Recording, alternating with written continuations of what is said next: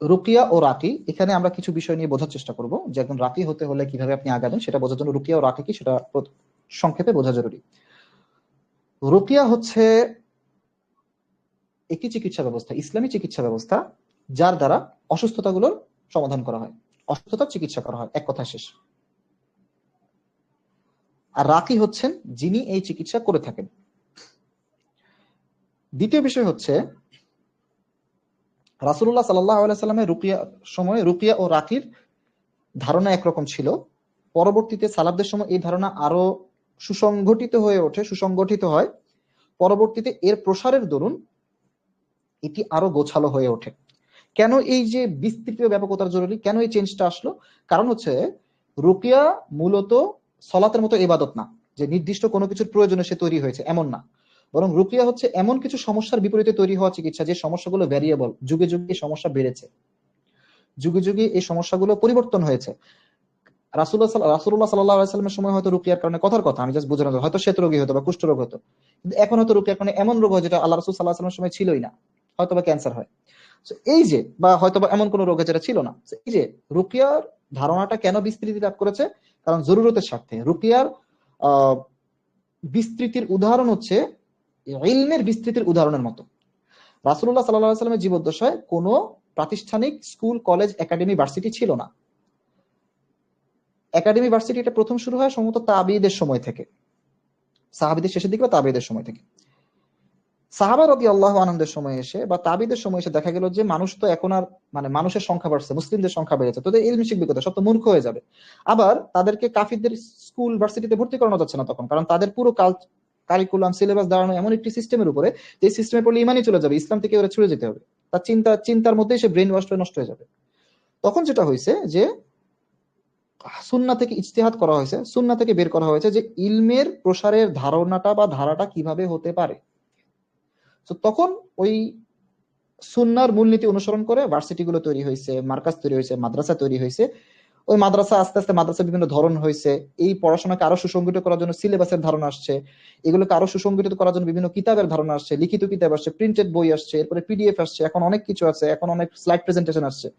ব্যাপারগুলো প্রয়োজনীয় তাগিদে বৈধ মূলনীতির অধীনে ইজতিহাদের মাধ্যমে একটি সুসংগঠিত রূপ লাভ করেছে বর্তমান জ্ঞান ভিত্তিক এই বিশ্ব ব্যবস্থা।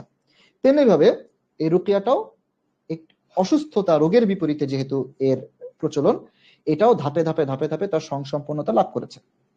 সো রাসূলুল্লাহ সাল্লাল্লাহু আলাইহি ওয়াসাল্লামের সময় রুকিয়ার ধারণাটা কি ছিল? প্রথম কথা হচ্ছে রুকিয়া বর্তমানে আহ ব্যবহার করা হয় রাসূলুল্লাহ সাল্লাল্লাহু আলাইহি ওয়াসাল্লামের পুরো চিকিৎসা ব্যবস্থাকে বোঝানোর স্বার্থে। এজন্য আপনি দেখবেন যে আরবে যে কিতাবগুলো, রুকিয়ার কিতাব, ওখানে লেখা থাকে আর রুকিয়াতুশ শারঈয়্যা ওয়া ইলাজ নবী সাল্লাল্লাহু আলাইহি ওয়াসাল্লাম, যে শরঈ রুকিয়া এবং আল্লাহ রাসূল সাল্লাল্লাহু আলাইহি ওয়াসাল্লামের রুকিয়া। তো রাসূলুল্লাহ সাল্লাল্লাহু আলাইহি ওয়াসাল্লামের সময় রুকিয়া দ্বারা শুধু বোঝানো হতো মৌখিক ভাবে রুকিয়া, মুখে রুকিয়া করা, এই জন্য যতগুলো রুকিয়া দেখবেন। এবং প্রসঙ্গ ভেদে কোন কোন হাদিসে রুকিয়া দ্বারা কুফরি রুকিয়া বোঝানো হয়েছে, কোন কোন হাদিসে রুকিয়া দ্বারা শরঈ রুকিয়া বোঝানো হয়েছে। যেমন ইন্নামা রুকা ওয়াত তামাইমা ওয়াত তিওয়ালাতু শিরকুন, হাদিস রাসূলুল্লাহ সাল্লাল্লাহু আলাইহি ওয়াসাল্লাম, যে নিশ্চয় রুকিয়া, তামিমা এবং তিওয়ালা শিরক। আবার অন্য কোথাও বলছেন লা বা'সা বিরুকিয়া মা লাম ইয়াকুন ফিহি শিরকুন, ওই রুকিয়াতে কোনো সমস্যা নেই যেখানে কোনো শিরক নেই। আবার ধরেন সাহাবা রাদিয়াল্লাহু আনহুম বলছেন আরকিহা বিকিতাবিল্লাহ, যে এক সাহাবিয়াকে রুকিয়া করতে দেখে বলতেছেন তোকে তাকে আল্লাহর কিতাব দ্বারা রুকিয়া করো। আবার রাসূলুল্লাহ সাল্লাল্লাহু আলাইহি ওয়াসাল্লাম উম্মুল মুমিনিন আয়েশাকে বলতেছেন ইস্তারকুল হাল আইন, যে এক প্রতিবেশীর চেহারায় বদনজরের, চার চেহারায় বদনজরের সিম্পটম দেখে, লক্ষণ দেখে বলতেছেন তাকে বদনজরের জন্য রুকিয়া করাও। সো এই যে রুকিয়া শব্দটাকে হাদিসে বিভিন্নভাবে ব্যবহার করা হয়েছে। সো রাসূলুল্লাহ সাল্লাল্লাহু আলাইহি ওয়াসাল্লামের সময় রুকিয়া বলতে আমরা এখন যেটা আলোচনা করব, একটা হচ্ছে যে আল্লাহ রাসূল সাল্লাল্লাহু আলাইহি ওয়াসাল্লামের সময় রুকিয়া, অথবা বর্তমানে যেটা আমরা রুকিয়া বলতে বুঝি যে আল্লাহ রাসূলের পুরো চিকিৎসা ব্যবস্থা, সেটা কেমন ছিল? সেটা ছিল বেশ কিছু সমস্যার জন্য রুকিয়া করা, কিছু সমস্যার জন্য সেলফ রুকিয়া সংক্রান্ত কিছু হাদিস, কিছু সমস্যার জন্য রাকির কাছে যাওয়ার জন্য হাদিস। সো এই জিনিসগুলো ক্ষুদ্র ক্ষুদ্র বিভিন্ন প্রেক্ষাপটে আল্লাহ রাসূল থেকে সাল্লাল্লাহু আলাইহি ওয়াসাল্লাম থেকে নির্দেশনা ছিল। যেমন ধরুন মৌখিক রুকিয়া করার ক্ষেত্রে আমরা কি দেখি, যে আমরা দেখি যে আল্লাহ রাসূল সাল্লাল্লাহু আলাইহি ওয়াসাল্লাম নিজে রুকিয়া করেছেন, জিবরিল আমিন ওনাকে আল্লাহ রাসূল নিজে রুকিয়া করেছেন। তারপর উনি নিজে সেলফ রুকিয়া হিসেবে উনি নাস ফালাক পড়েছেন, উনি ওনার শরীরে যাদের উপরে তিনি রুকিয়া করেছেন নাস ফালাক দিয়ে। জিবরিল আমিন ওনাকে রুকিয়া করে দিয়েছেন, বিসমিল্লাহি আরকিক, যেমন বলছেন আতাশ থেকে ইয়া মুহাম্মদ, ইয়া আল্লাহ রাসূল, আপনি কি কষ্ট কষ্ট পাচ্ছেন কিনা? বলছেন হ্যাঁ বালা।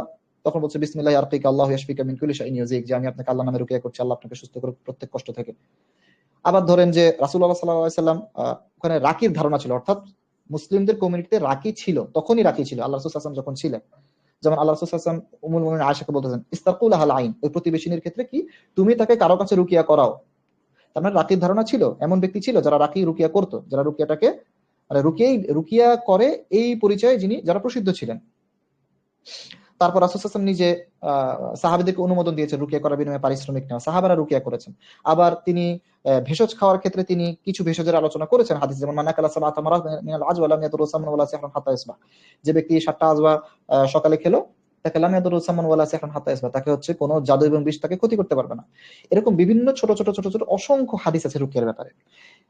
এই হাদিসগুলো যেই পরিবেশ পরিস্থিতির জন্য প্রযোজ্য ছিল সেই পরিবেশ পরিস্থিতিতে সরাসরি প্রয়োগযোগ্য ছিল, এবং পরবর্তীতে যে সকল পরিবেশ পরিস্থিতি তৈরি হয়েছে যেগুলোর কথা হাদিসে নেই, তখন যা করা হয়েছে এই হাদিসগুলো থেকে মূলনীতি বের করা হয়েছে যে এই হাদিসগুলো ব্যাপকভাবে কোন কোন কাজগুলোকে অনুমোদন দেয়, কোন কোন কাজগুলোকে উৎসাহিত করে করার জন্য, সেই কাজগুলোকেও রুকিয়ার মধ্যে অন্তর্ভুক্ত করা হয়েছে। সেটা সালাফদের সময় থেকে আমরা দেখি যে সালাফদের সময় কোরআন লিখে ধুয়ে পান করা ছিল, সালাফদের সময়ে বড়ি পাতার গোসলের ধারণাটা আসছে সালাফদের সময়। পরবর্তীতে এভাবে করে সালাফদের সময় কিন্তু আরেকটা ধারা চলে আসছে। আল্লাহ রাসূল সাল্লাল্লাহু আলাইহি ওয়াসাল্লাম বুকে থাপ্পড় দিবেন, বুকে মাসেহ করছেন, পরবর্তীতে সালাফদের সময় এসে দেখা গেছে ওই মাসেহ এবং থাপ্পড় থেকে দরবের ধারণা আসছে, মাসাজ করার ধারণা আসছে।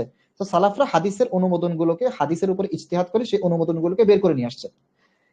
এরপরে রুকিয়া আরো প্রসার লাভ করে। বর্তমানে কি হচ্ছে দেখা যাচ্ছে যে রাসূলুল্লাহ সাল্লাল্লাহু আলাইহি ওয়াসাল্লাম মাসেহ করছেন, তো মাসেহের দ্বারা শরীরে কি হয় সেটার উপরে ভিত্তি করে যে সকল থেরাপিগুলো মাসেহের উপকারিতা দেয় সেগুলো বর্তমানে রুকিয়াতে ঢুকছে।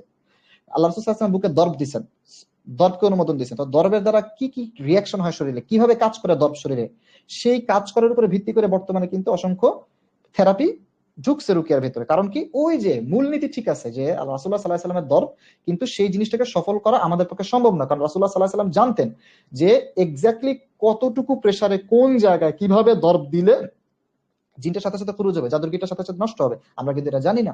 তো আমাদেরকে যেটা করতে হয়েছে ওই মূলনীতিকে সামনে রেখে ইজতিহাদ করে বাকি ধাপগুলো অতিক্রম করতে হয়েছে, এবং কন্টিনিউয়াস এটা একটা পড়াশোনা পর্যালোচনা গবেষণার বিষয় যে আরো কত অ্যাকুরেট করা যায়, আরো কত অ্যাকুরেসির দিকে যাওয়া যায়।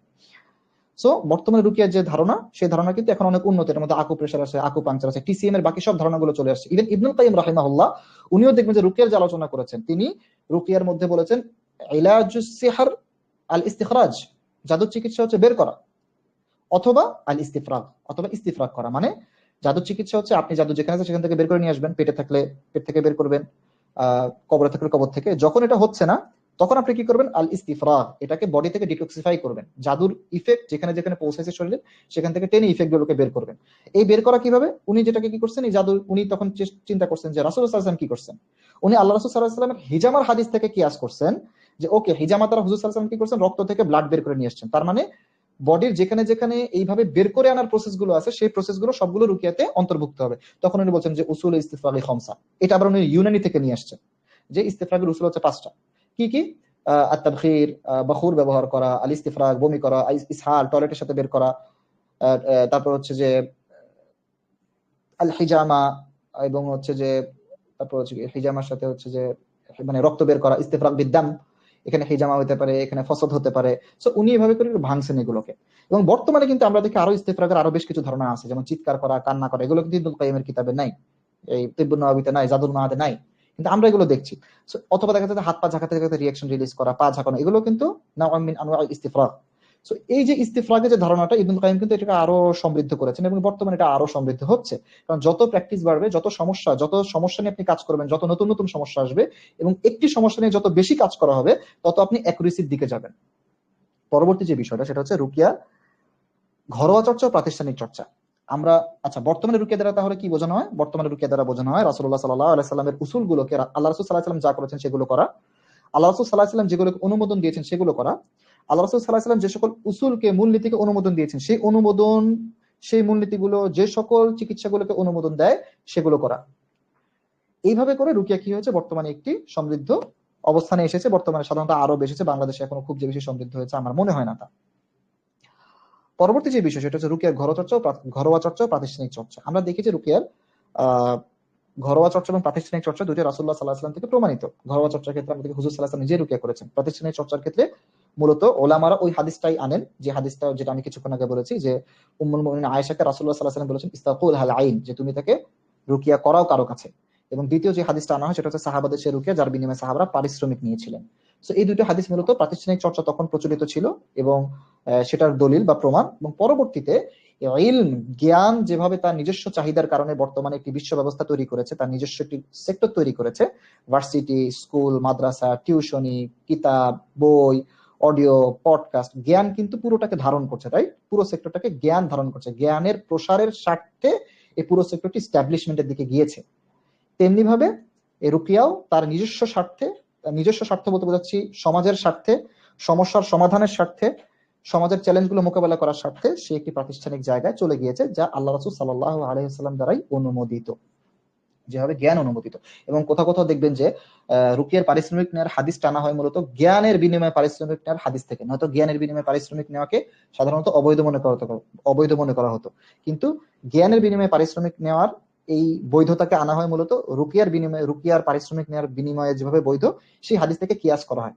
রুকিয়া যেমন হচ্ছে যে রুকিয়া করার বিনিময়ে যেমন পারিশ্রমিক বৈধ, সেভাবে জ্ঞান শেখানোর বিনিময়ে পারিশ্রমিক বৈধ। যদি এটাকে যদি রুকিয়াকে যদি প্রাতিষ্ঠানিক চর্চাকে অবৈধ বলা হয়, তাহলে এই যে টোটাল যেই ইলমি যেই নলেজ বেসমেন্ট গড়ে উঠেছে সারা পৃথিবীতে, পুরোটাকে অবৈধ বলতে হবে। অর্থাৎ আপনি পড়িয়ে টিউশনি করতে পারবেন না, পড়াতে পারবেন না, কোর্স করতে পারবেন না, কোর্স করাতে পারবেন না, আপনি কারো কাছে কিছু শিখে তাকে পারিশ্রমিক দিতে পারবেন না। এবং যখন আপনি কোনো বিনিময় প্রথা চালনা করবেন, বিনিময় সিস্টেম চালনা করবেন, আলটিমেটলি কেউ আর শেখাবে না, সে অন্য কোথাও ব্যস্ত হয়ে পড়বে। রাইট?